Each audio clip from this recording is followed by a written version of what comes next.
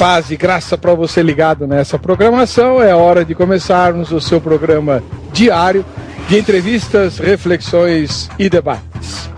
E hoje nós vamos fazer uma entrevista. Pode até se transformar num debate, eu não sei, mas nós temos a alegria de inaugurar as entrevistas de 2013 no Vejam Só com uma das pessoas mais eruditas entre o mundo reformado brasileiro, né? Ele que é expoente da teologia calvinista, teologia reformada, equilibrada, biblicista, doutor em hermenêutica, que é a ciência que examina as formas de se interpretar a palavra de Deus, chanceler da Universidade Presbiteriana Mackenzie há 10 anos, né? E um dos grandes incentivadores do estudo teológico, da erudição teológica bíblica no nosso país. Reverendo Augustus Nicodemos Lopes está conosco e vai ser entrevistado, tirando as dúvidas que todos nós temos a respeito dos pontos complicados da teologia reformada e também dos ensinamentos da palavra de Deus. Principalmente porque ele é um dos pouquíssimos teólogos que eu conheço que tem um dom de explicar e tornar fáceis de compreender os grandes mistérios da palavra de Deus. Está no ar o Vejam Só.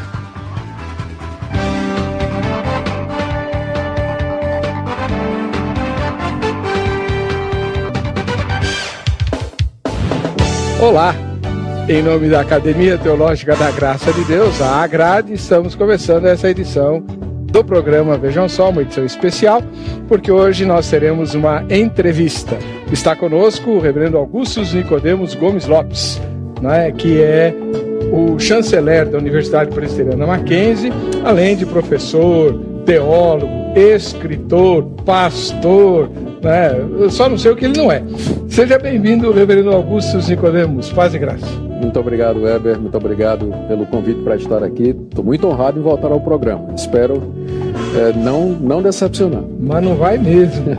Reverendo, além de todas as atividades que o senhor exerce, o senhor também pastoreia uma igreja presbiteriana, né? Juntamente com o reverendo Leandro, se não me engano. Exato. E onde fica a igreja? Ela fica na Zona Sul, no bairro de Santa Amaro. E funciona normalmente aos domingos, temos durante a semana estudos bíblicos e todos os nossos telespectadores são muito bem-vindos para uma visitinha lá. O endereço e os detalhes maiores é só procurar na internet, Igreja Presbiteriana de Santo Amaro, cai bem em cima. Muito agradecido pela presença do senhor. Abriu espaço na sua agenda concorridíssima para estar conosco aqui no Vejam Só.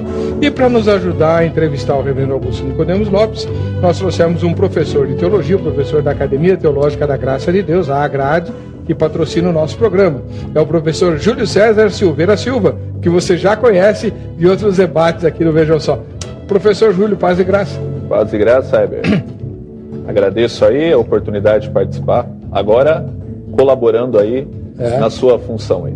Exatamente. O irmão é de origem reformada também, não é? Isso, eu estive na Igreja Presbiteriana do Brasil até o ano de 2004. Agora o senhor está no Caminho da Graça. Isso, Estação São Paulo, na Vila Mariana. Em frente à Estação Vila Mariana. Exatamente. Avenida Lins de Vasconcelos, 3390. Nos reunimos aos domingos às 18h30. E lá na grade o irmão está dando aula de? No momento nós retomamos, começamos uma nova turma de Teologia Sistemática. Só, né? Logo começaremos uma outra de Filosofia da Religião. Tá, muito bem. Muito obrigado, professor. Eu agradeço. Bom, o reverendo Augusto Nicodemos é famoso aqui no Brasil por várias razões, entre elas por causa das suas obras. Conheça um pouquinho do trabalho do reverendo Augusto Nicodemos Lopes na matéria que você vai assistir agora. Vejam só. No final do ano passado, o reverendo Augustus Nicodemos lançou o livro Culto Segundo Deus, que traz críticas e observações a respeito de um esfriamento das igrejas evangélicas no Brasil. O Culto Segundo Deus fala dos princípios da adoração a Deus e expõe problemas abordados pelo profeta Malaquias no Antigo Testamento, mas que continuam presentes na igreja atual.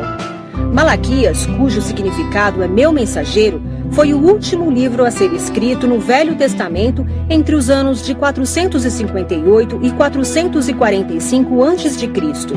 O profeta foi contemporâneo de Esdras e Neemias no pós-exílio babilônico. Ele foi designado para falar a um povo desanimado e cheio de dúvidas, que experimentava a miséria, a seca, a adversidade econômica e a desilusão em relação a Deus. O profeta era um escritor corajoso e severo, empenhado em chamar o povo para voltar ao relacionamento que havia perdido com o Senhor. Seu livro registra o último apelo a Israel antes do encerramento do Antigo Testamento e lembra o amor de Deus para com o povo, exortando-o quanto à desonra e à falta de reciprocidade ao amor divino. Um contexto bastante semelhante ao da Igreja Evangélica Brasileira de hoje, em que a adoração a Deus parece não surtir efeitos na vida dos fiéis. Numa analogia feita entre os judeus do Velho Testamento e os atuais cristãos brasileiros, em seu livro Augustus Nicodemos afirma que ambos os povos têm nos bens materiais a medida de avaliação do amor de Deus. Para Nicodemos, o maior problema das pessoas não é o financeiro, mas espiritual, e isso tem ficado em segundo plano na vida de muitos cristãos da atualidade. Hoje, em entrevista especial, o reverendo Augustus Nicodemos vai falar a respeito do seu livro, Culto Segundo Deus, e outros assuntos abordados no programa Vejam Só. Maravilha, muito bom. Então hoje não é exatamente um debate, mas você aproveita para tirar suas dúvidas sobre a Bíblia e a teologia. Não é todo dia que a gente tem um teólogo aqui não, hein? E hoje nós temos um dos expoentes da teologia reformada bíblica, né? Isso é, depois durante o programa, vou pedir para o senhor fazer um comentáriozinho a respeito dessa questão. Mas eu queria começar as perguntas, reverendo, pedindo para o senhor abordar, nesse livro mencionado na matéria, né, o Culto Segundo Deus, né, no capítulo número 5, há uma pergunta que todo cristão com mais de 2 anos de convertido certamente já se fez, né? Por que cultuar a Deus se o mal existe, os ímpios prosperam e os justos sofrem? Olha, eu não li, mas eu vou começar seu livro lendo esse capítulo aqui, porque acho que um dos problemas mais espinhosos da teologia é justamente conciliar a ideia de um culto a um Deus bom e amoroso, a realidade na qual a gente vive, imersa na maldade e na prosperidade do ímpio. Muito bem. Esse é um problema muito antigo em teologia, né? A questão da origem do mal, e porque no mundo governado por um Deus bom e justo, o mal existe. A gente chama de a teodiceia, né? É exatamente a área que trata desse assunto. No caso particular de Malaquias, o que estava acontecendo era que o povo de Israel, naquela época, estava afligido por diversas calamidades. Estava passando por problemas financeiros, estava debaixo do governo de um governo pagão, não tinha liberdade política, pagava impostos, além de outras enfermidades e aflições. E aí o povo perguntava de que é que adiantava estar adorando a Deus, servindo a Deus, se aparentemente isso não produzia resultados práticos.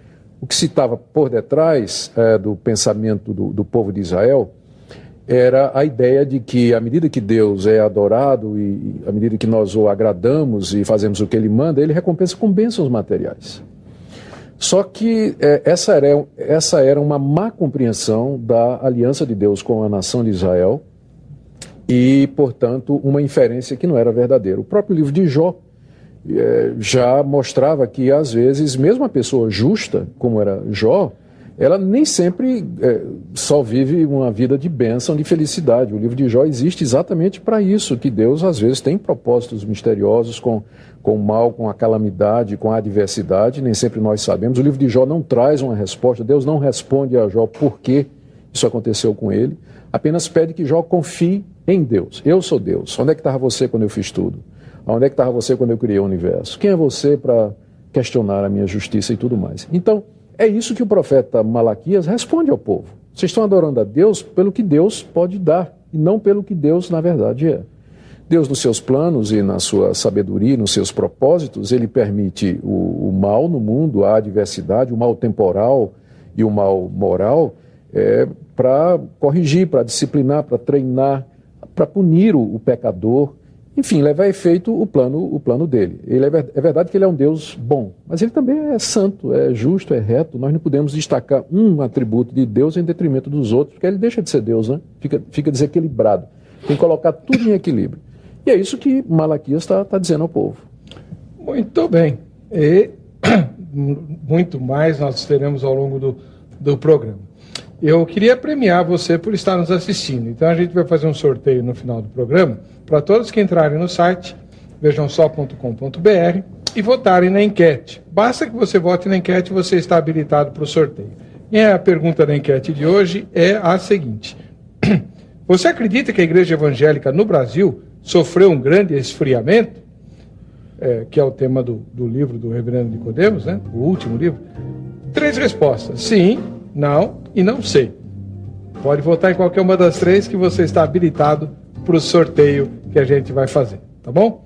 E antes de passar para a próxima pergunta, nós vamos hoje espremer o reverendo Augusto Nicodemos até onde der, né?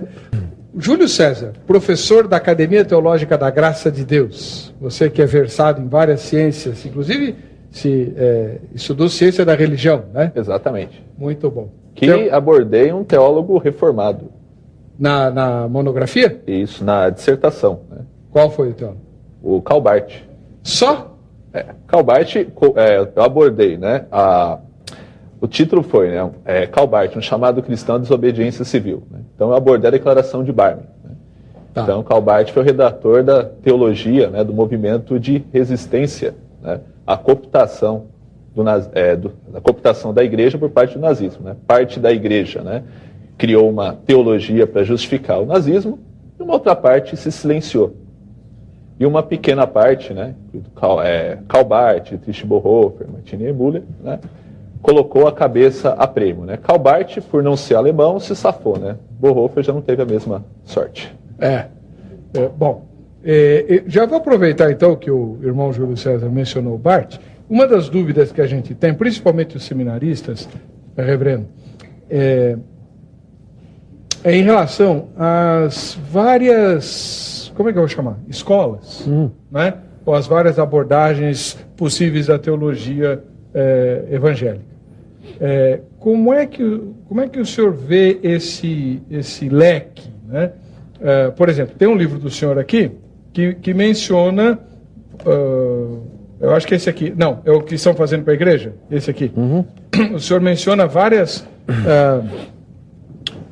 dessas vertentes. Por exemplo, o que seria, no nosso caso evangélico, o fundamentalista, o liberal, o neo-ortodoxo?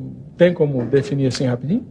Eu vou tentar definir rapidinho, né? E sempre a gente corre o risco de fazer generalizações. Não, lógico, mas quem quiser a resposta completa, o livro está aqui. Isso aí. Né? O que estão fazendo com a igreja.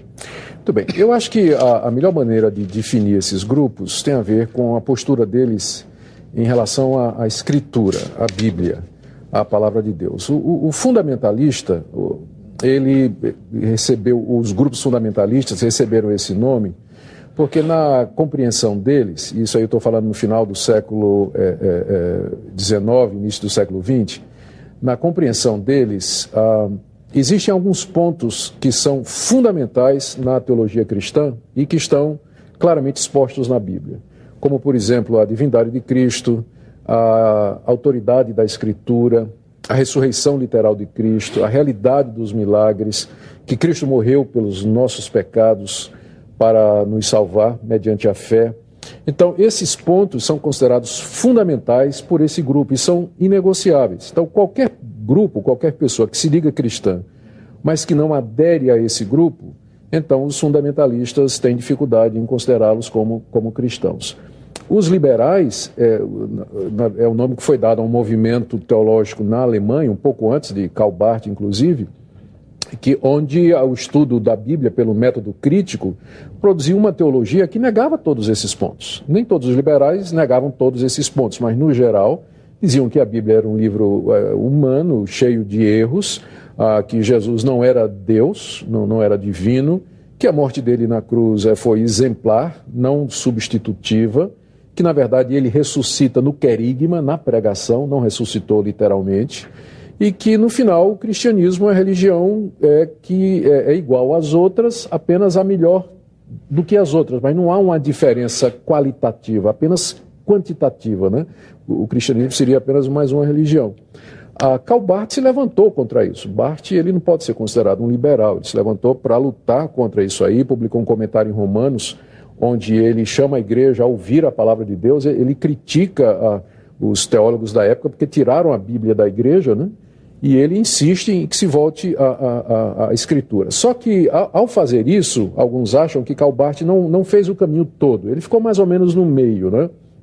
Por isso que foi chamado de neo-ortodoxia, o movimento que foi gerado por ele, que ele naturalmente jamais gostaria que o nome dele tivesse gerado isso.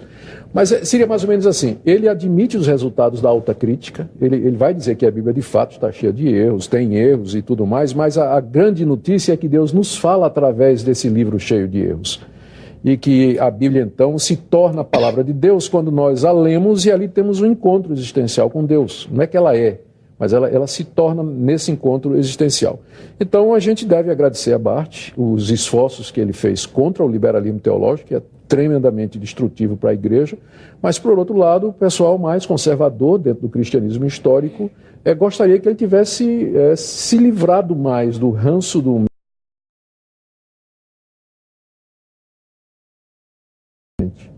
Então, seriam essas diferenças. Já que você é especialista na área, tem alguma pergunta sobre isso?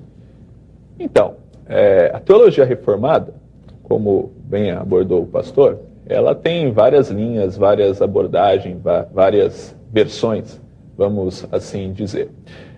No seu livro, A Bíblia e seus Intérpretes, o senhor reconhece que há dificuldades na Bíblia, então fica implícito ao reconhecimento que há aparentes contradições, disparidades, mas que o senhor prefere acreditar que se deve a uma dificuldade nossa e que num futuro aquilo que parece contraditório pode encontrar uma solução, né?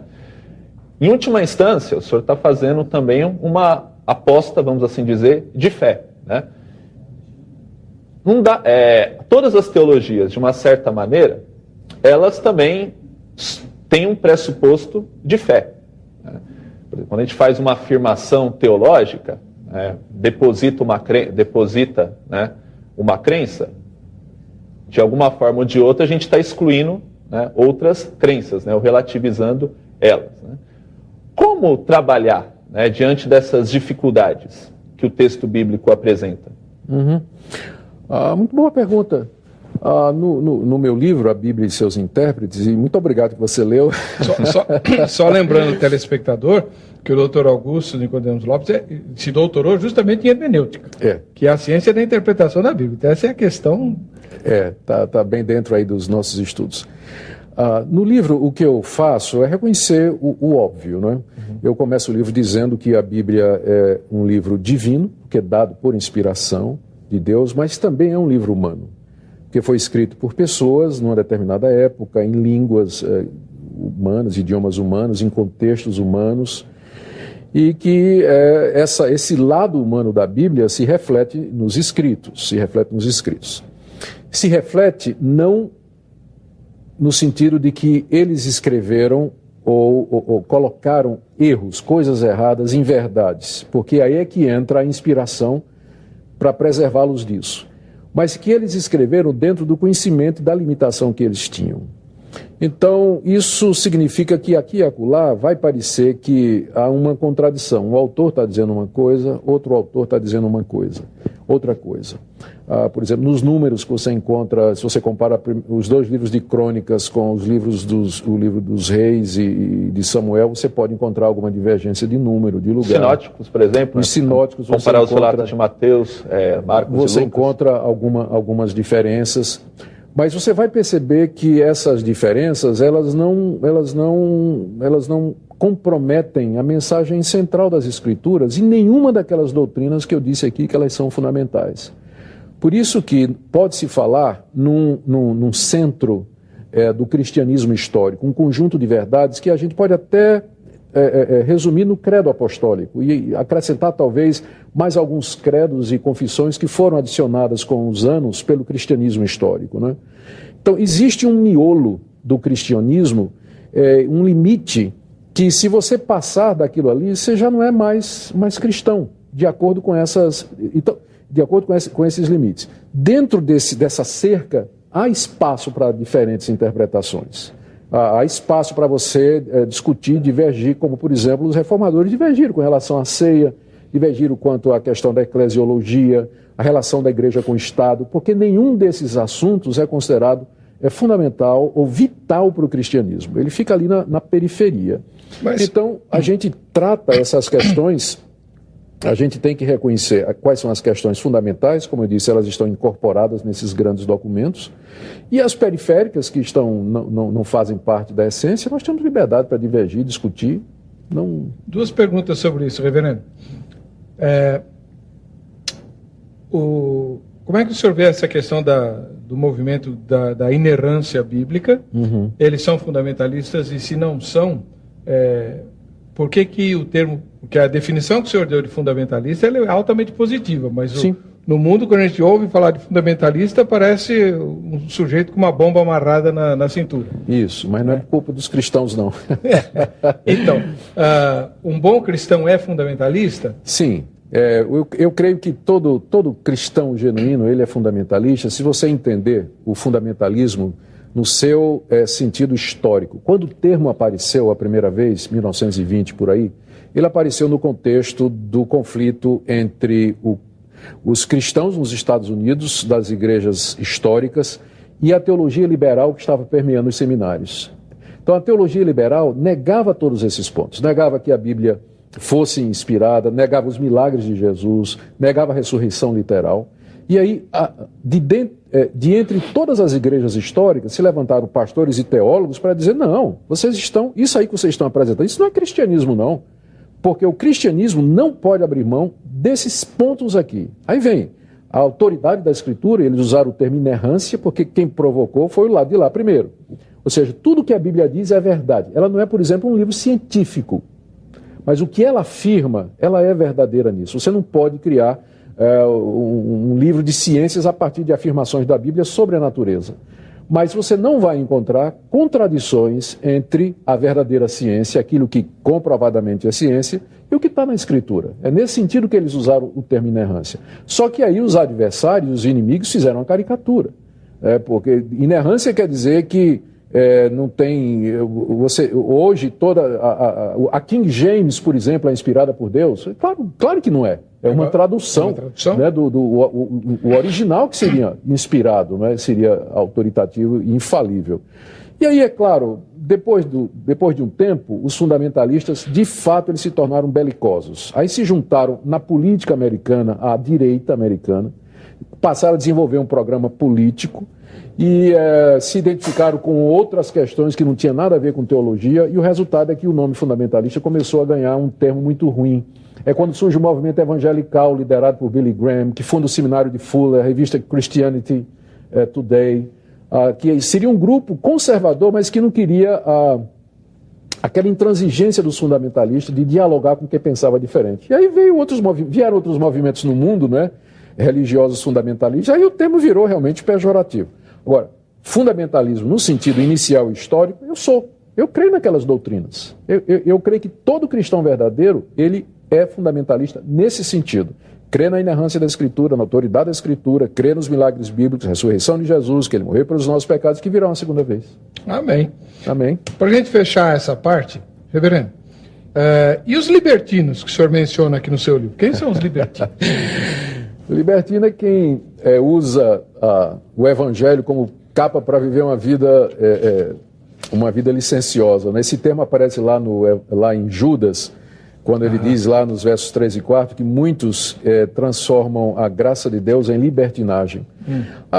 O movimento dos libertinos, ele já aconteceu no século I, eram cristãos dentro das igrejas apostólicas que distorciam o evangelho da graça e entendiam. O raciocínio é mais ou menos o seguinte, e vê se não tem hoje. Se a salvação é pela graça, é pela fé, pelo que Cristo fez, não importa como eu viva, eu serei salvo de qualquer maneira.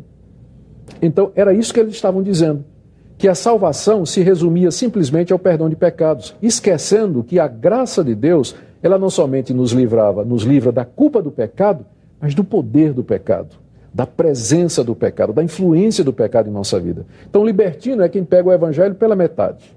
Ele diz, eu estou salvo pela graça e eu vou viver de qualquer maneira. Você encontra hoje muita gente assim, vivendo aí de qualquer maneira, praticando sexo livre, vivendo imoralidade, viciado em pornografia e dizendo assim, Deus é amor, Deus é bom, Deus é misericórdia, Ele não vai ligar para o que eu estou fazendo, porque no fim eu acredito em Cristo, no fim vai tudo dar certo. Esse pessoal vai ter uma surpresa, na hora da morte ou no dia do juízo. Quer fazer alguma pergunta sobre isso? A respeito do liberalismo, no seu livro Batalha Espiritual, o senhor conta que quando foi fazer o doutorado na África do Sul, o senhor passou por um período que o senhor temeu, né, profundamente perder a fé. Uhum. O senhor passava noites assim, clamando, implorando, né, para que essa fé renascesse, reavivasse. Né? Gostaria que o senhor, já que o senhor falou do liberalismo, né, que o senhor comentasse um pouco dessa experiência. Depois. Tem que fazer suspense. Isso aqui é um programa de televisão, não é uma aula, né? Tem que fazer suspense. É que não vai dar tempo nesse bloco para ele responder, e ele vai contar um pouquinho dessa experiência na África do Sul, que eu desconhecia. Ele vai contar para nós o que aconteceu.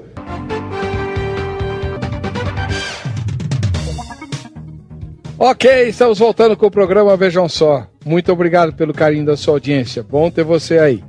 Toda noite a gente sorteia um brinde para os telespectadores. Eu, se pudesse, mandaria para todo mundo. Não pode, então a gente sorteia um só. É só entrar no site vejamsó.com.br, botar na enquete e você estará habilitado. O brinde de hoje é lá da escola onde o professor Júlio César trabalha. Ele que está aqui hoje me ajudando a entrevistar o reverendo Augusto Nicodemos. Ele trabalha na Agrade, Academia Teológica da Graça de Deus. Dado o recado da Agrade, vamos voltar aqui para a entrevista. Hoje estamos recebendo com muita honra o reverendo Augusto Nicodemos Lopes, e ele está dando uma aula para nós sobre vários assuntos difíceis a respeito da fé cristã. E o professor Júlio César, que é extremamente instigante, né, fez uma pergunta a respeito de uma experiência difícil que eu desconhecia, que o reverendo Augusto teria passado lá na África do Sul. O que o senhor foi fazer lá? Na verdade, na África do Sul, foi o tempo do meu mestrado. Eu fui fazer o meu mestrado em Novo Testamento numa faculdade, na verdade, é uma universidade da Igreja Reformada da África do Sul. E de lá eu fui fazer o doutorado nos Estados Unidos com cursos na Holanda, que foi onde realmente aconteceu essa experiência que o nosso Júlio César estava mencionando. Lá na Holanda eu tive um orientador que foi colocado intencionalmente para orientar os meus estudos, porque a minha postura como conservador era bem conhecida e fazia parte do programa expor os alunos à diversidade. Uhum.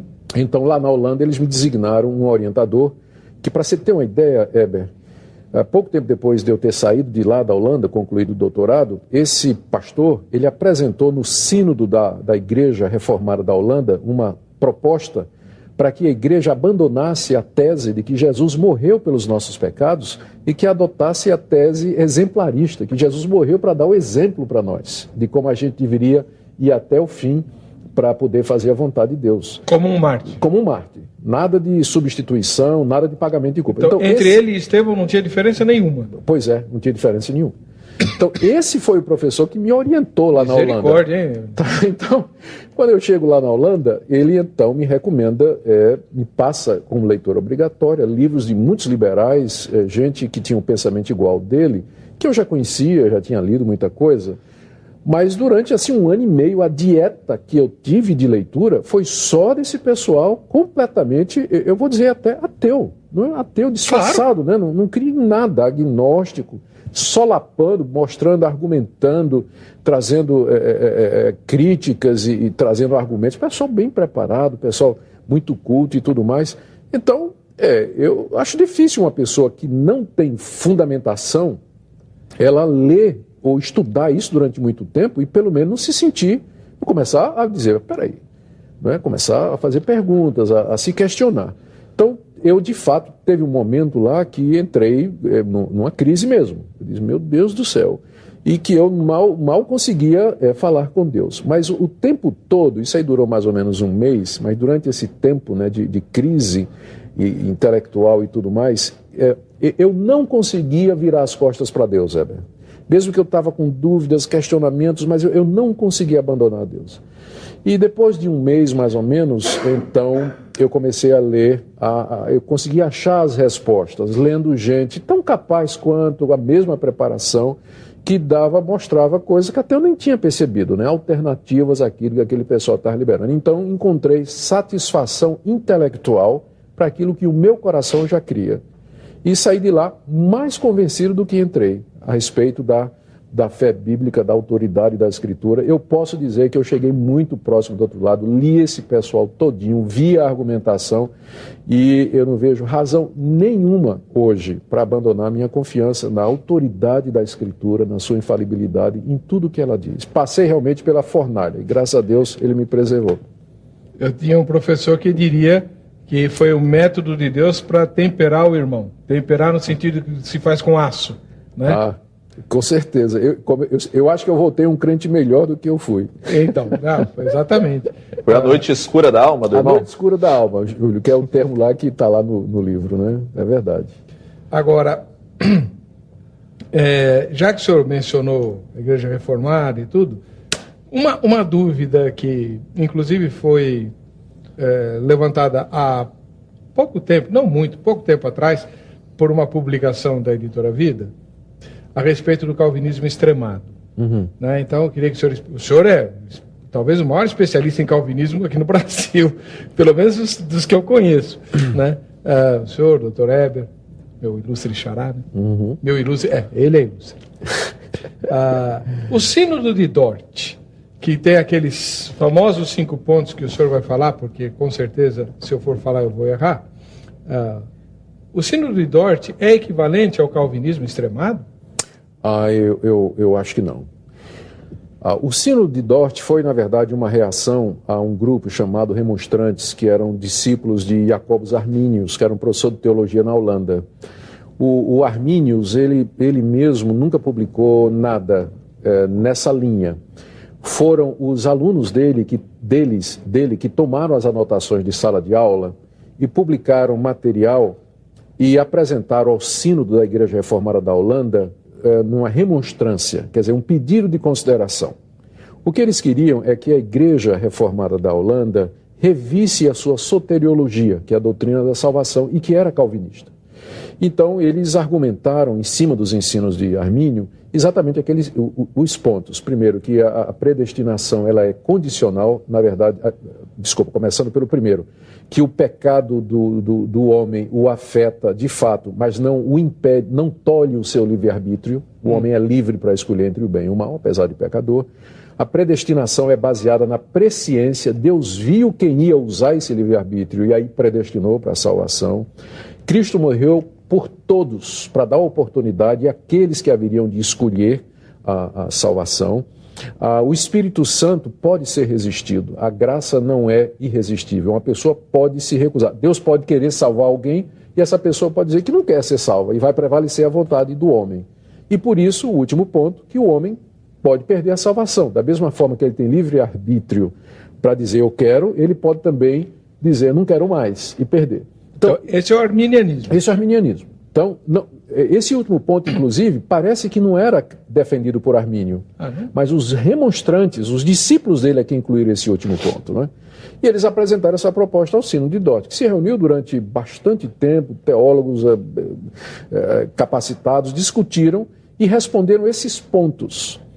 Então, a resposta é o que ficou conhecido como os 5 pontos do calvinismo, que é, primeiro, a depravação é total.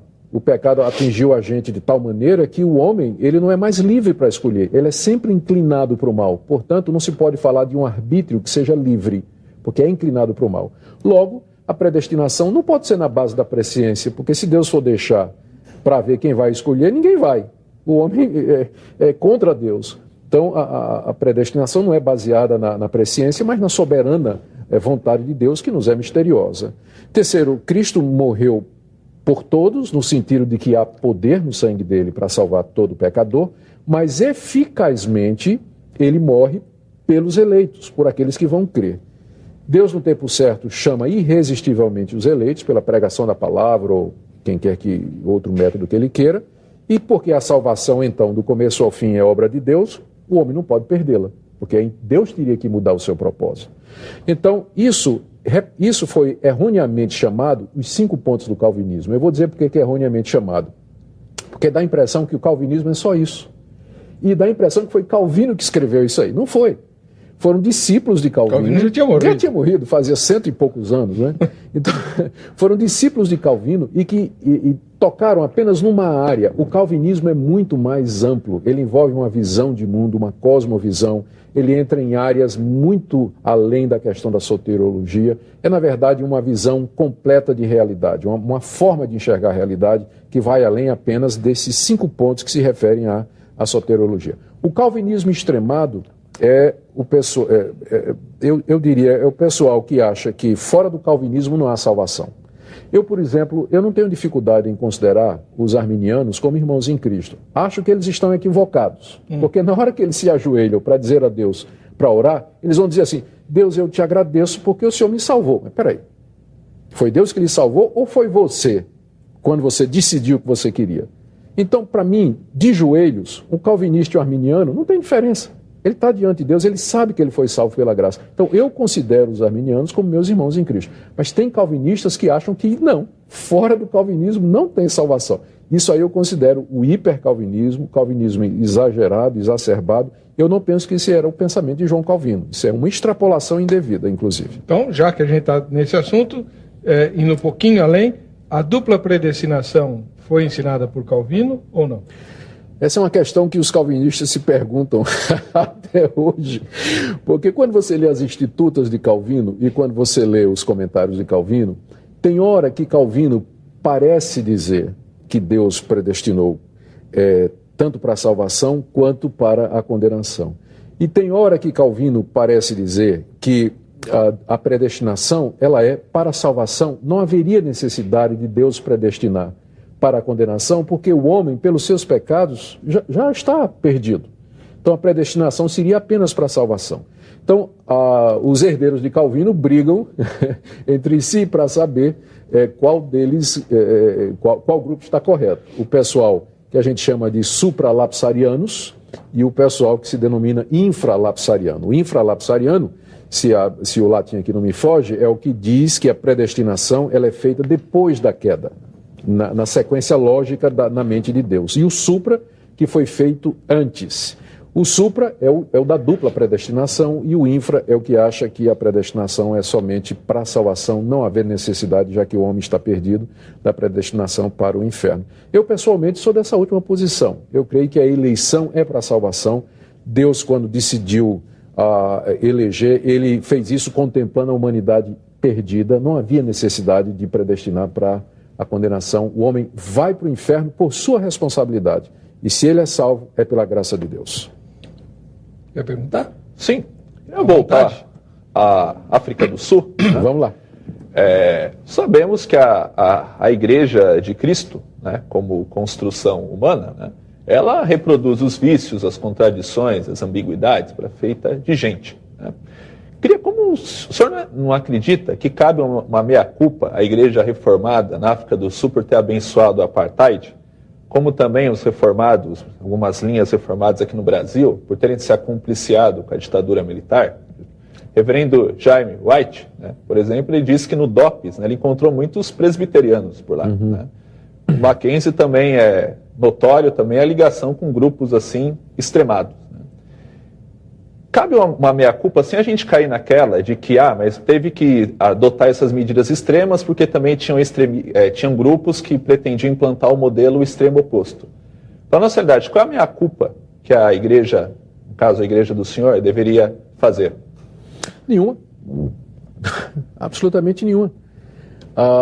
A igreja, ela se expressa dentro dos seus contextos. E fica muito fácil para nós olharmos para trás, sem termos vivido a situação, e dizermos que a igreja errou e que a igreja acertou. Há mais coisas a respeito do passado e das posturas da igreja do que a gente sabe. Por exemplo, a questão do apartheid. Todo mundo acha o apartheid, de fato, um crime terrível. E, de fato, foi. Mas você sabe a razão por que o apartheid começou?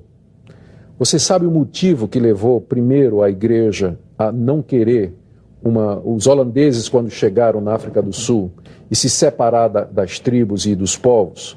A razão inicial foi que eles não queriam uma miscigenação por conta da religião, porque eles temiam que essa miscigenação fosse influenciar de alguma forma a pureza do cristianismo.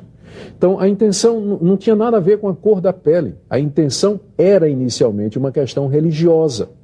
Depois, é claro, ela acaba virando uma questão, a geração que vem depois já não tem essa visão e faz essa associação com a cor da pele e com a raça. Nesse ponto, a Igreja da África do Sul fez uma meia-culpa. Não sei se você sabe, mas na África do Sul, a Igreja Reformada tem 3 denominações. Tem uma que promoveu ativamente o apartheid, tá certo? E ela não sei de nenhuma meia-culpa dela. Tem uma que é a maior, que fez uma publicação e oficialmente se desculpou e pediu perdão. E tem outra que sempre foi contra. Então, na verdade, são 3 igrejas e uma delas ela fez a meia-culpa. E elas cooperaram, né? Porque a África do Sul, quando o apartheid acabou, eles fizeram uma comissão, equivalente à Comissão da Verdade aqui, né? Eu não lembro o nome que foi dado. Você lembra? Não. E é o Philip Yancey que fala muito disso nos livros dele, que reuniram, então, vítimas e algozes, e os algozes pediram perdão para as vítimas, foram condenados e tal, mas houve a Comissão da Reconciliação. Sim. Eu acho que a Igreja Reformada cooperou. Sim, participou ativamente disso. Durante o tempo que eu tive na África do Sul, Heber, eu participei de uma comunidade cristã onde o apartheid não funcionava. Os brancos e os negros, eles estavam, o que eles chamavam de mestiços colored, né? Eles adoravam juntos, estavam juntos. Onde o evangelho prevaleceu de verdade, essas distinções na prática não havia. Não havia. Então, o que às vezes o pessoal não falava também, e eu não estou defendendo o apartheid, eu sou contra o apartheid, mas o que o pessoal não via também é que havia o apartheid entre as próprias tribos, Zulus e Suanas. Eles não se davam. Se você colocasse um trabalhador de Suana junto com um Zulu numa mina de carvão, eles se matavam. Esse conflito é anterior. Eles se matavam, não tinha. E entre os próprios brancos. A África do Sul foi colonizada primeiro pelos holandeses e depois pelos ingleses. Os ingleses ficaram no Cabo Sul, no Cape Town, na cidade do Cabo, a parte do sul, e os holandeses, eles entraram para o interior do país. Também não se falam, não se davam. Então, é um país totalmente fragmentado. E é muito simplista reduzir a questão entre pretos e brancos e dizer que a questão é simplesmente étnica e racial. Então, só quem viveu lá, como eu vivi, pode ter uma experiência in loco da situação, tá? Para poder dizer assim, é uma questão de ter que fazer meia-culpa e tudo mais. Tem que ter vivido a situação lá para entender a coisa. Mesma coisa a questão da ditadura. Sempre a história tem 2 lados. Fica muito fácil a gente olhar para trás e dizer a igreja presbiteriana se envolveu. Que igreja presbiteriana? Que parte dela? Presbiterianos que lá estavam representavam a igreja? A nossa igreja ela é conciliar. Ela tem presbitérios que têm determinadas autonomias. Então, eu não acho que cabe à igreja presbiteriana meia-culpa nenhuma a respeito disso. Pelo que ela pediria perdão? Ela não torturou ninguém. Não tirou o direito de ninguém. E se houvesse algum torturador entre os presbiterianos, a culpa não é da igreja? De jeito nenhum. Se a gente soubesse, certamente essa pessoa perderia os seus privilégios de presbiteriano. Por muito menos, presbiterianos perdem o direito de membresia na igreja. Embora essa seja uma questão muito complicada hoje. Sim. Aqui no Brasil, né? Porque se a gente for sempre justificar, né, extremos de um lado pela ameaça de extremos do outro, né, você entra num círculo vicioso sem fim. Nós estamos vendo muitas disputas hoje de radicalismo de um lado, baseando... eu vou radicalizar de um lado, porque o outro lado também é extremista, radicaliza. E a mensagem do Evangelho é uma mensagem de reconciliação. Então, assim, independente assim das causas, é abominável à luz do Evangelho você discriminar uma pessoa pela cor da pele, pela etnia, pela cultura, independente dos motivos em si, né? Então, é um atentado à fé, ao modelo de Jesus, né? Jesus, nós temos o exemplo, por exemplo, acho que aproximado aí, quando ele chega os seus discípulos aos samaritanos, ele é rejeitado, e os samaritanos querem o quê? Pede para ele, quer que a gente mandemos descer fogo do céu para os destruir? É os discípulos que pedem. Os discípulos João que pedem. Entre eles, o apóstolo do amor. Pedro, por exemplo, quando Jesus é preso, ele pega lá a espada e decepa a orelha, e Jesus o repreende. Então, assim, se a gente fosse tomar assim, mas esse é um ataque extremo, ele estava defendendo a fé, né? Ou a gente age pelo espírito da religião, ou a gente age pelo espírito de Jesus. No espírito da religião se justifica tudo em nome de tudo, né? No espírito de Jesus a gente tem o desafio de oferecer outra face, né? É verdade. Quantos anos você tem? Eu tenho 32 anos. É muito novo. Eu tô com quase uns 50 e poucos, né? Então, eu me lembro, eu era garoto, quando instalou-se a Revolução no Brasil, era um período bastante complicado, né, em que houve, de fato, um posicionamento. Por exemplo, eu me lembro de ter lido alguns artigos de um jornalista da minha denominação, que já faleceu, o reverendo Lessa, e ele mencionava que havia uma revista, eu lembro dessa revista que minha mãe assinava, a revista Life, né, e que a Revolução se deu em março, né? Dia 31 de março. Na verdade foi dia 1º de abril, mas era feio, então ficou como dia 31 de março. Já em maio, a revista Life publicava artigos elogiando a posição do Exército. Tal, quer dizer, então houve, de fato, um certo alinhamento de algumas igrejas mais tradicionais que vinham receando o avanço do movimento comunista. E não só as igrejas tradicionais. Eu lembro que o pastor Ernesto Nini, que está vivo até hoje, tem 97 anos. 97 anos de idade, ele foi quem começou o movimento de jejum e oração, o Dia Nacional de Jejum e Oração, dia 15 de novembro, todo ano, para clamar a Deus para impedir o avanço comunista no país. Então, houve sim um alinhamento das lideranças evangélicas tradicionais em favor do movimento do exército, né?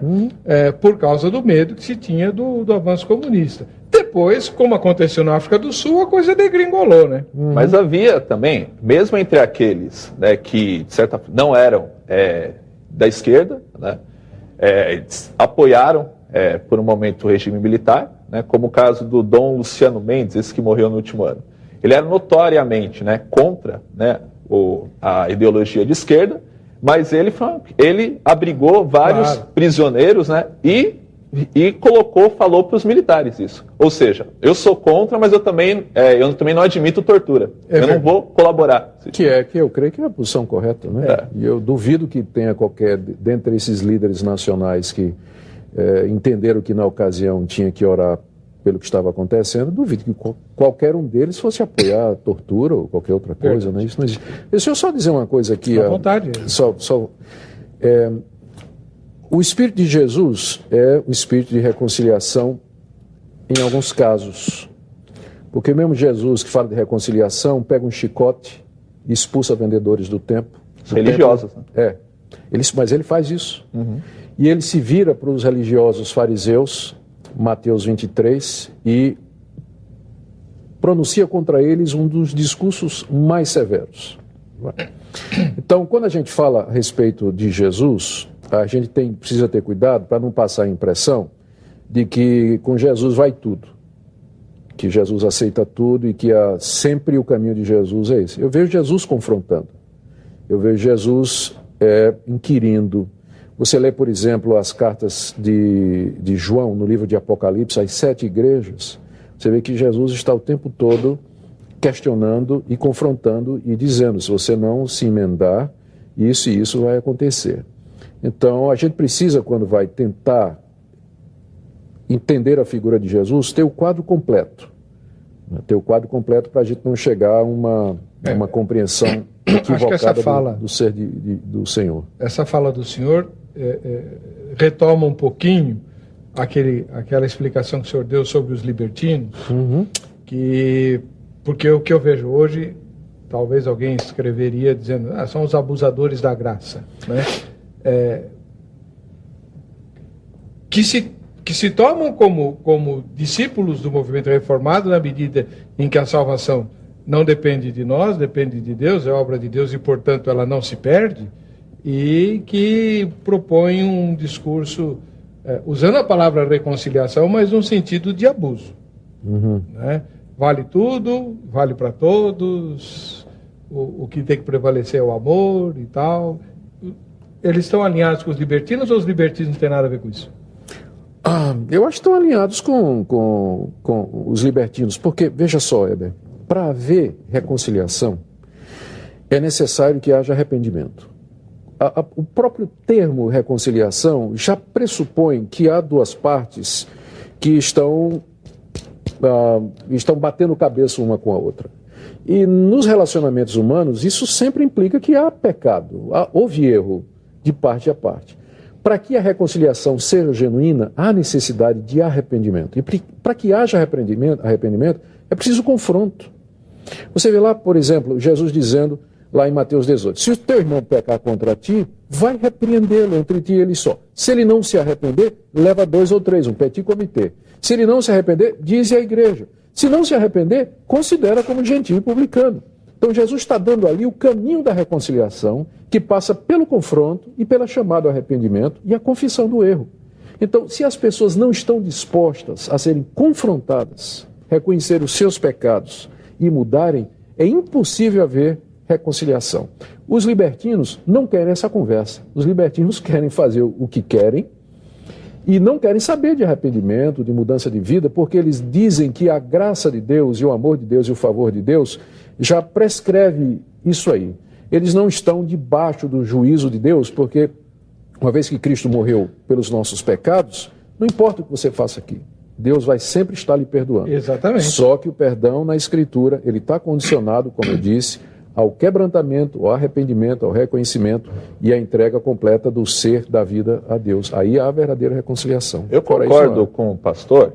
A graça, ela pressupõe o arrependimento, né? Sem arrependimento, graça não é graça, é graxa, né? Agora, Jesus, ele convida ao arrependimento, um grupo religioso, por exemplo, os fariseus, que não tinham nada de libertino, né? Era um grupo que confiava muito na sua moral, na sua virtude, verdade, gente da cátedra, é isso aí. Doutores, então, gente que dizia que via. E Jesus diz, aí é o problema, né? Porque se vocês fossem cegos, né, vocês, entre aspas, não teriam nenhuma culpa, né? Então, de fato, há esses grupos, né? Mas há muitos também, né, que resistem ao arrependimento porque se escudam na religião, nos poderes que ela confere. Escudam-se na moral, escudam na boa virtude. E para esses que Jesus também chama o arrependimento. Sim, o chamado é geral. Jesus chamou arrependimento Zaqueu, que não tinha nada de religioso. A mulher que foi apanhada de adultério, Jesus diz, vai e não peques mais. Jesus chama arrependimento todos. Nicodemos, manda nascer de novo. Nicodemos. Não tem... Então, eu acho complicado você pegar os religiosos como sendo o ápice ou o ícone do mal, quando na Escritura eles são apenas uma parte. Você vai ver que a luta de Jesus não é somente contra os fariseus. A luta de Jesus é contra toda a incredulidade e contra toda a recusa das pessoas que não querem admitir o seu senhorio. É a mesma coisa o ministério dos apóstolos.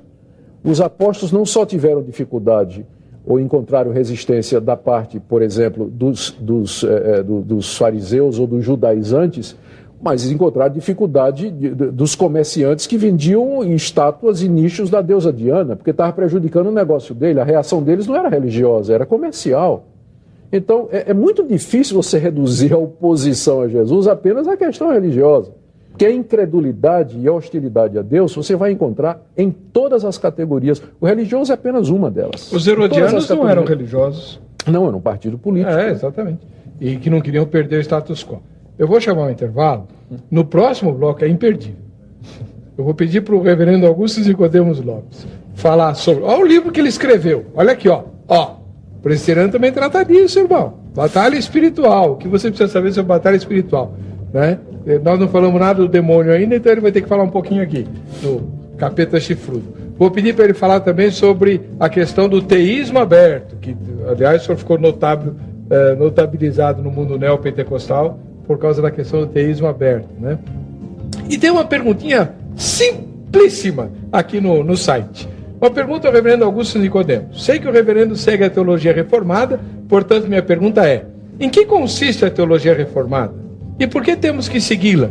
E no que ela difere das outras teologias? Bobagem. Em 2 minutos ele responde. No próximo bloco a gente volta.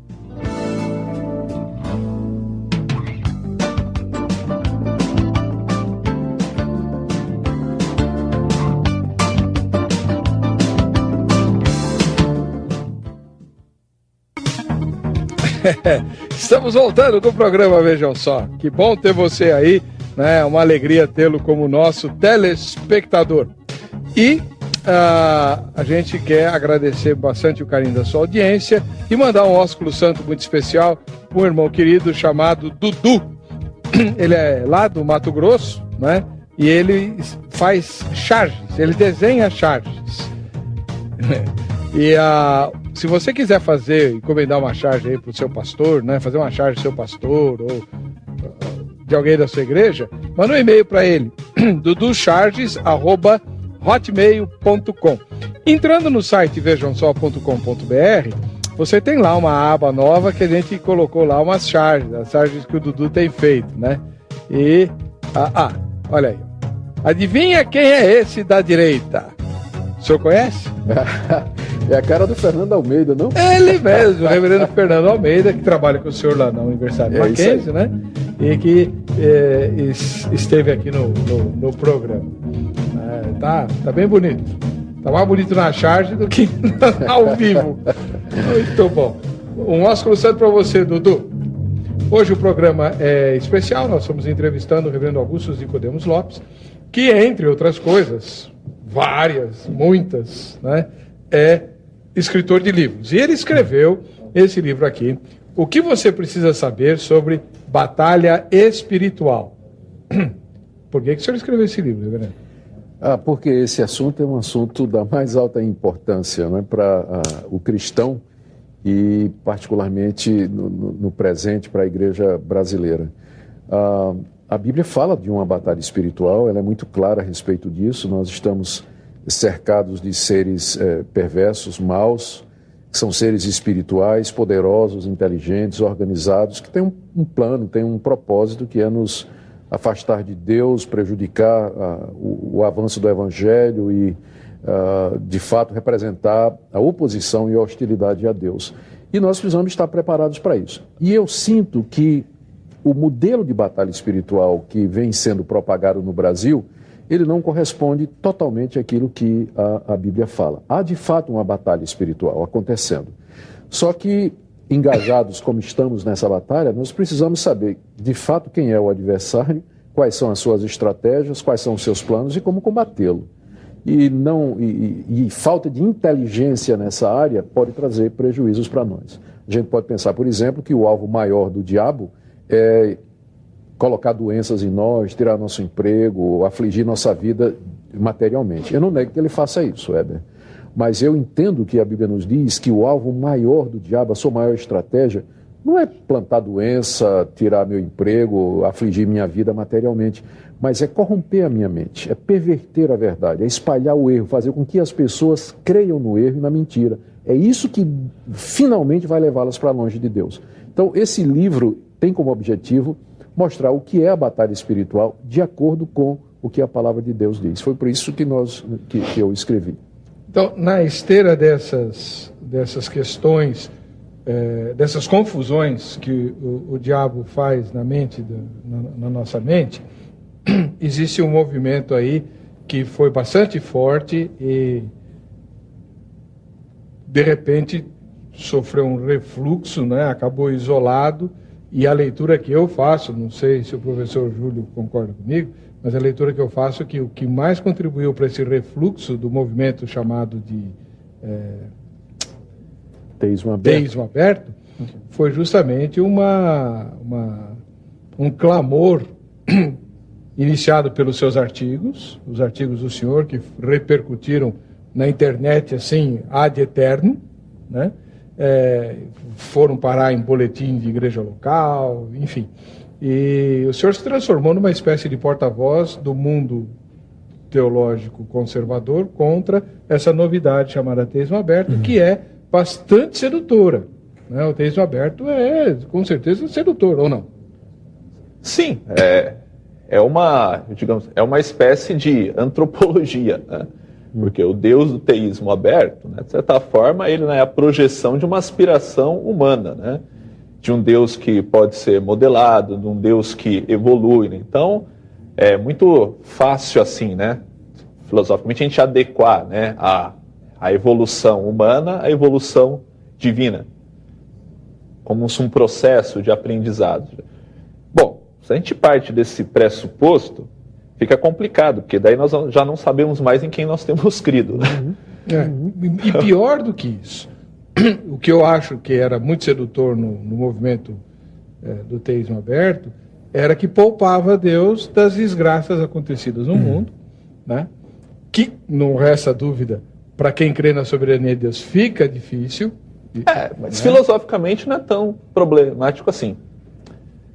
Como assim, filosoficamente? Se nós pensarmos um Deus cristão, é um dilema, assim, como pode um Deus amoroso, né, permitir que tenha tanta miséria, né, pessoas assim, morrendo de subnutrição, pessoas estupradas, pessoas violentadas, discriminadas.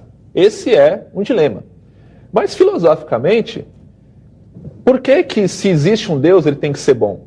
Por que não pode ser um Deus assim que gosta de pregar peça nos seres humanos, gosta de tapeá-los, gosta de ludibriá-los, como um demiurgo, né, os deuses gregos? Então, assim, esse é um problema, mas não é um problema geral. Mas não é esse o Deus da Bíblia? Esse não é o Deus da Bíblia, mas o que quando nós colocamos como um Deus, nós já estamos limitando uma representação de Deus. Mas o teísmo aberto não nasceu entre cristãos? Cria-se essa dificuldade. Mas, por exemplo, os japoneses, quando aconteceu essa tragédia aí, né, o terremoto, né? Eles não levantaram essas perguntas, porque eles entendem o quê? A tragédia é um episódio natural da vida. Você não vira ficar, meu Deus, né, como aconteceu essa tragédia? Não, isso é tão natural. Eles foram lá reconstruir, o Japão novamente está em pé. Então, essa pergunta surge, né? Mas eu tenho a forte suspeita de que boa parte das pessoas que têm essa postura diante da vida acreditam na reencarnação. Porque quem acredita que a vida é uma só, não aceita com tanta passividade assim que exista um Deus controlando a vida, controlando as forças do universo, e mesmo assim acontecem coisas absurdas. Não, o pensamento histórico, por exemplo, é que o mundo a vida ela não é como deveria ser ou como a gente gostaria que fosse. Então, como a vida cabe tudo, todas as alegrias e as tristezas possíveis, que trazendo para o pensamento cristão, né, é aquilo que nós encontramos nas Escrituras, ou seja, né, a fé, ela não te imuniza, né, de todas as tragédias possíveis. Agora, o que diferencia é o quê? Que eu sei que a minha vida está oculta com Cristo. Então, por exemplo, se nós vivermos mais 10, 50 anos, ou se nós sairmos aqui da gravação do programa, sermos assaltados e assassinados, não faz a menor diferença, porque a nossa vida já está oculta. Assim, essa pergunta fica para quem ainda não passou, mas não faz o menor sentido mais para quem já saiu dessa dimensão. Não sei. Do ponto de vista acadêmico, isso faz sentido, mas eu estava lendo um dos expoentes aí, que o senhor deve conhecer de cor, do teísmo aberto, que ele dizia assim: eu não consigo chegar para uma mãe cuja filhinha de 6 anos foi estuprada e dizer o que o professor acabou de falar. Não, ela tem que ser consolada, ela tem que ser abraçada. E ela vai perguntar: reverendo, onde estava Deus quando aquele desgraçado fez o que fez com a minha filha? Como é que o senhor lidou com essas questões? Essas questões, elas de fato não são fáceis de lidar. Eu estou totalmente de acordo com o Júlio César aí na questão, quando ele falou na questão teológica, não é? Eu acho que o problema está na pergunta. A pergunta é: como é que um Deus bom permite o sofrimento no mundo? Porque a pergunta correta deveria ser: como é que um Deus que é bom justo, santo, verdadeiro e reto, permite o sofrimento no mundo. E aí então você tem um quadro completo de Deus. Ele não somente é bom, mas ele também é justo, ele também é reto, ele é verdadeiro. Isso significa que no universo dele, onde o pecado existe, sempre haverá consequências. Deus não vai nos livrar sempre das consequências do pecado. Eu não estou me referindo somente às consequências daqueles atos pecaminosos que eu cometo, mas a raça humana como um todo, ela é vista na Bíblia como estando debaixo do justo juízo de Deus. Paulo, por exemplo, em Efésios, se refere à humanidade como sendo, por natureza, filhos da ira.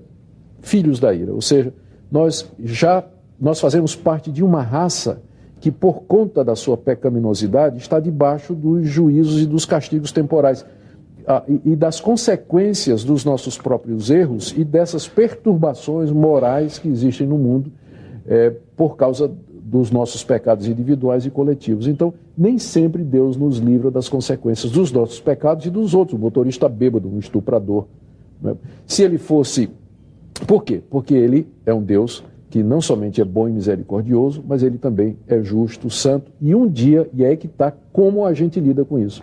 Filha, isso aconteceu, mas você tem que saber que Deus, pensando no caso da menina que foi maltratada, isso aconteceu, Deus está aqui, nós vamos orar, vamos nos recuperar disso aqui, e você pode ter certeza que Deus tem estabelecido um dia em que ele vai com justiça julgar o mundo. Isso não vai passar em branco, filha, porque há um Deus que é justo, há um Deus que é reto, nos planos misteriosos dele. Isso aconteceu com você, mas você pode saber que Deus viu e que na hora dele, no tempo dele, a maneira dele, a pessoa que fez isso, ela vai pagar por isso.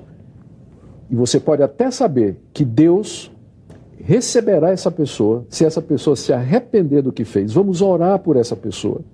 Vamos pedir a Deus que toque o coração dela, que mude a vida dela, para que ela se converta e um dia ela possa chegar a você e quem sabe até pedir perdão. Então tem como consolar. Agora, não tem como consolar dizendo, aconteceu porque Deus nem sabia o que ia acontecer, nem tinha poder para evitar, e também não vai ter poder para punir. Isso é que não consola. A soberania de Deus e um Deus forte, aí sim ele é uma rocha para nós, mesmo quando essas coisas acontecem e parecem assim tão terríveis, como de fato são. Mas é nesse Deus soberano que nós vamos encontrar conforto. Não tem onde encontrar outro conforto. Não tem outro lugar para encontrar conforto a não ser nele. O senhor acha que essa postura teológica morreu? Você fala do teísmo aberto? Eu acho que sim, não totalmente, não é? Na verdade, essa postura ela é muito antiga, ela na verdade é uma forma moderna de socinianismo. Os socinianos, há 4 séculos atrás, 3 séculos e meio atrás, eles já estavam levantando essa questão se Deus de fato conhecia o futuro, se Deus tinha algum controle. Então isso que a gente chama de teísmo aberto é uma versão requentada dessa heresia antiga, não é?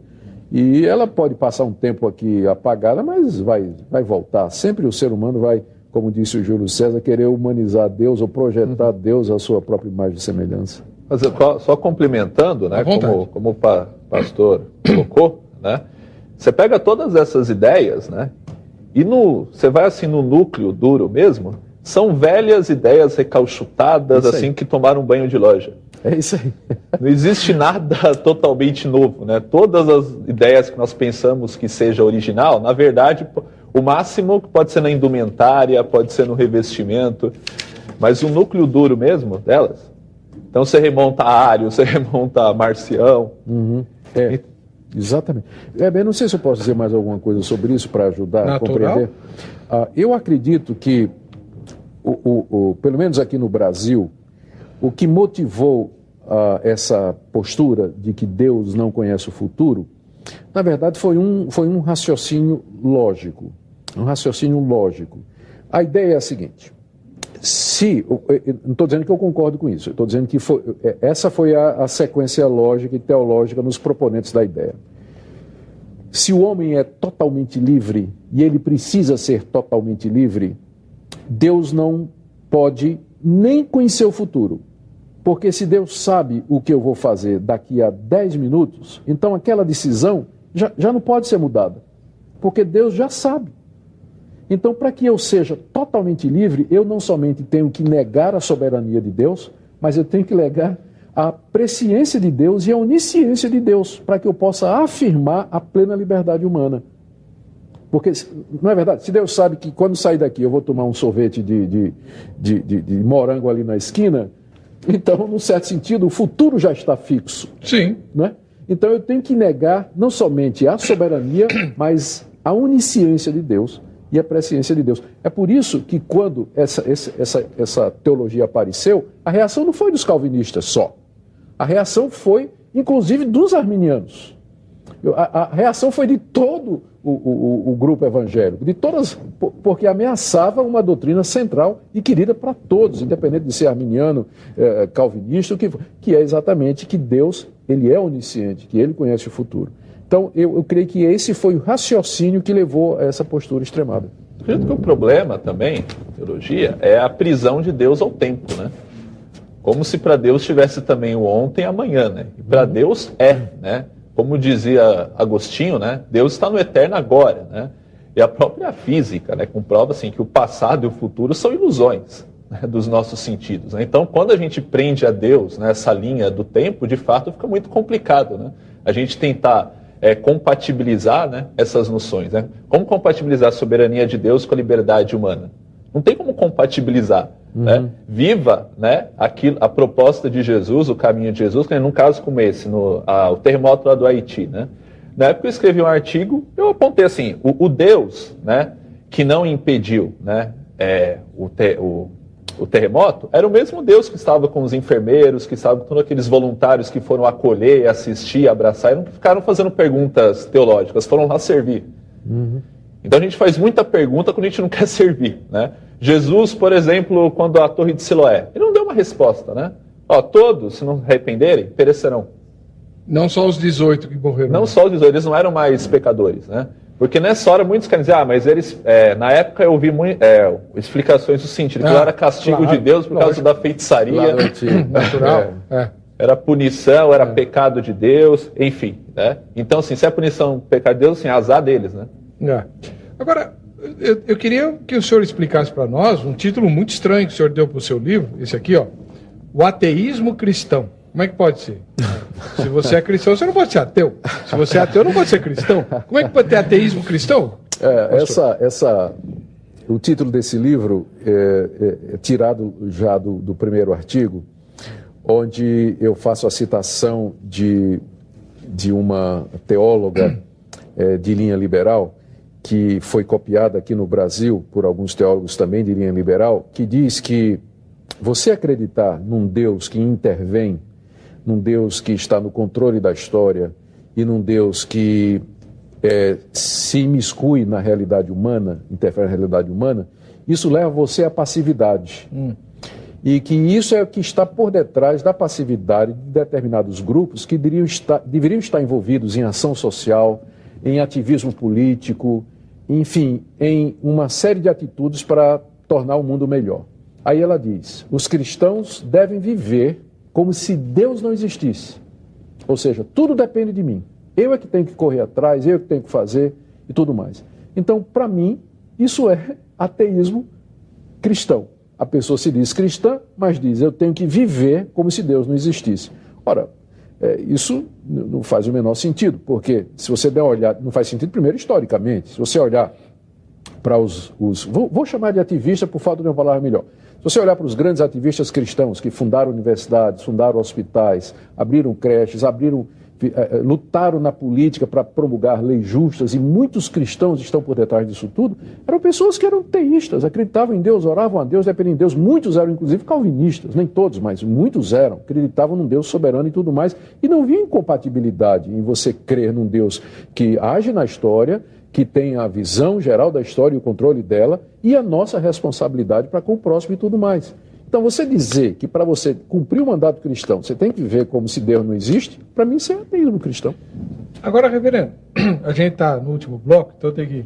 Mas já? Já, tem que correr um pouquinho. E eu queria saber o seguinte, O senhor mencionou numa das suas falas, falando sobre a África do Sul, sobre fundamentalismo, sim, que o movimento começou muito sério, muito bom e tal, e depois, com o passar do tempo, acabou se transformando ou sendo visto como uma força aliada à direita política norte-americana, né? Estou falando de fundamentalismo cristão, evidente. Isso. Né? E hoje eles se resumem a uma luta contra o aborto lá nos Estados Unidos e tal, por causa do bipartidarismo, aquela coisa toda. Corremos o mesmo risco no Brasil? O senhor vê que os evangélicos estão, de alguma forma, indo na mesma direção, querendo levantar bandeiras aí únicas, enfim? O Brasil nunca teve partido de direita, né? O Brasil sempre foi de esquerda. Você tem a esquerda mais moderada, mais centrada, mais radical. Teve a Arena. Mas a direita americana, que é a republicana, ela é muito mais radical em torno dos valores que eles consideram inegociáveis, não é? Do que os grupos brasileiros que você encontra aqui que estão na política. E lá eles são ativistas mesmo, né? Eles criam ONGs, criam organização, fazem passeata, se movimentam, elegem, deixa de eleger, ou vota, deixa de votar por conta disso e tudo mais. Então, eu temo hoje, sua pergunta é da mais alta importância, eu temo hoje que nós entremos na política sem estar preparados.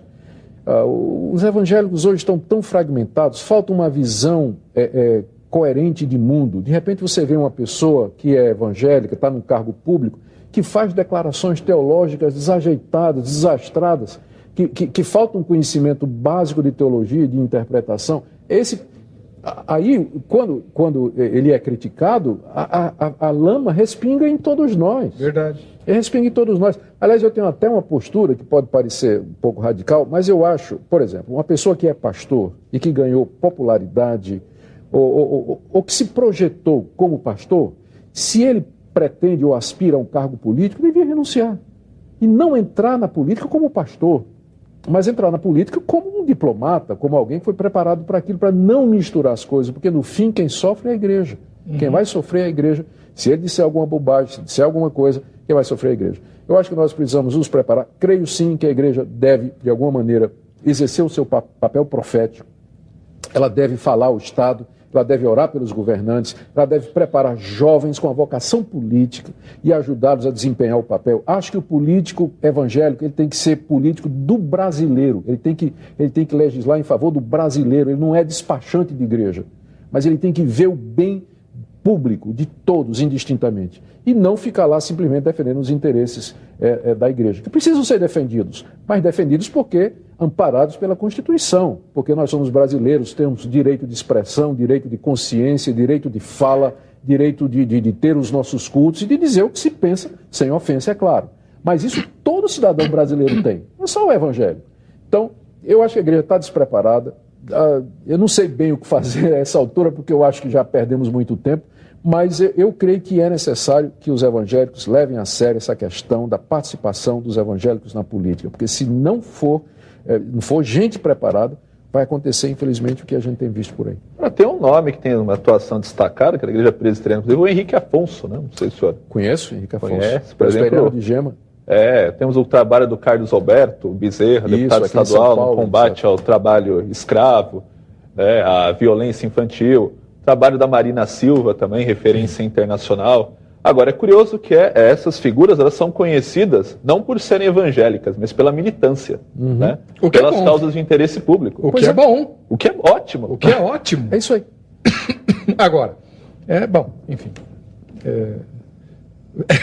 É a velha história, né? Uma questão até vai ser tema da próxima semana ou da outra aqui no Vejam Só.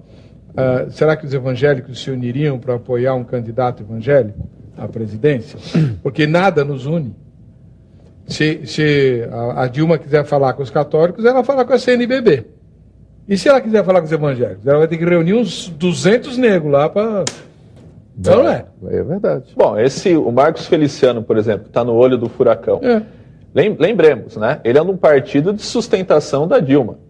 No segundo turno da eleição em 2010, ele gravou um vídeo assim, enaltecendo, né, o presidente Lula, né, reconhecendo que ele muitas vezes foi preconceituoso, né, e pedindo, né, afiançando a palavra dele, né, para que os evangélicos votassem na Dilma, junto com outras lideranças. Sim. Agora, como o pastor colocou ali, o problema é o despreparo, né? E também o fisiologismo, o oportunismo. Por exemplo, nós vemos assim, pastores, né? Não vou falar o nome, que de repente pode comprometer, né? Mas assim, eles usam a bandeira do combate à militância gay, bate-gay. Então, assim, até no segundo turno de São Paulo, dizia que ia acabar com o candidato Haddad. Mas no Rio de Janeiro, apoia escancaradamente um prefeito que promove uma agenda gay. E daí você começa a perguntar assim, o que está por trás disso, né? Porque os 2 pesos e 2 medidas, né? Só não falo porque estou como visita aqui, não quero causar problemas para vocês. O Jedson de Caicó, no Rio Grande do Norte. Gosto muito do programa, assisto sempre que posso. E eu acredito que a Igreja de Jesus tem muita fome da presença de Deus e muitas vezes querem mais e mais do Espírito Santo. No entanto, a falta de conhecimento e de entendimento da palavra de Deus e a falta da busca por intimidade com o Senhor deixa muitas pessoas frias ou desanimadas. A igreja precisa buscar mais o avivamento e o entendimento da palavra. Quando conseguirem isso, chegará o ânimo e a vontade de servir mais a Jesus. Muito bom. Bom. Lá em Caicó. O Lucas Andrade Dantas, de Betim, em Minas Gerais. Paz do Senhor, reverendo Augusto Nicodemos. Estava olhando na internet e vi alguns livros seus. Para o senhor, o que é uma igreja complicada? É a igreja de Corinto, né? Que o livro... vou te mostrar aqui. Esse livro, ele foi escrito... Na verdade, ele é um comentário nos primeiros 4 capítulos da carta... eu falei Efésios, na verdade é Coríntios, né? São os 4 primeiros capítulos da carta que Paulo escreve aos Coríntios, a primeira carta, onde ele trata da questão das divisões que havia na igreja, formação de grupos e um tipo de ministério, Weber, que não era saudável, né? Uma visão que os coríntios tinham a respeito dos líderes cristãos, em que eles faziam comparações e se exaltavam a favor de um contra outro, e é um retrato muito próximo do que a gente vê aqui no Brasil. Então, na verdade, embora o título se refira à Igreja de Corinto, mas ele pode muito bem ser transposto para a Igreja Evangélica Brasileira no que se refere ao divisionismo e o surgimento de ministérios que, acredito, não são saudáveis biblicamente. Rapidinho, se isso é possível. Qual a diferença entre fatalismo e predestinação? Você quer que responda rápido isso aí? Se é possível. O fatalismo, ele exclui qualquer participação humana. Na visão fatalista, o homem se reduz a um mero autômato, a um robô, uma marionete. Na visão bíblica da predestinação, há a inclusão em paralelo da responsabilidade humana e da atuação do homem. Ou seja, a visão bíblica da predestinação coloca lado a lado como 2 trilhos, como os trilhos de um trem correndo lado a lado, a soberania de Deus, a predestinação, e a responsabilidade humana. Não se tocam, a Bíblia não explica como é que eles se tocam, mas afirma ambos. Então, a soberania de Deus corre paralela à responsabilidade humana. E os 2 trilhos, eles se encontram lá no horizonte, né, quando a gente olha, e é lá na eternidade que a gente vai ver a solução final para isso. No fatalismo, não há espaço para a responsabilidade humana, mas na doutrina bíblica da predestinação, a responsabilidade humana, eu não estou falando de livre-arbítrio, estou falando da responsabilidade humana, anda lado a lado com a soberana predestinação de Deus. Isso resume várias perguntas que foram feitas aqui endereçadas ao Senhor, né? E o Fábio Coutinho, de Campinas, diz que a igreja sofre com o mundanismo e, ao invés da igreja ir ao mundo, o mundo entrou na igreja. Os crentes do Brasil experimentam uma melhora da vida material, o que é bom, mas acabaram deixando de lado o seu dever como crente, né? É isso aí. Eu lembro que um dos fundadores da minha denominação falava que conhecia o crente por 2 coisas: a guarda do domingo e a fidelidade no dízimo. Puxa, isso já era, né? Isso foi lá em 1900 e nada, né? Pois é, fidelidade ao domingo, como é que é? A guarda do domingo e a fidelidade do dízimo. Era como ele conhecia os crentes. Isso aí.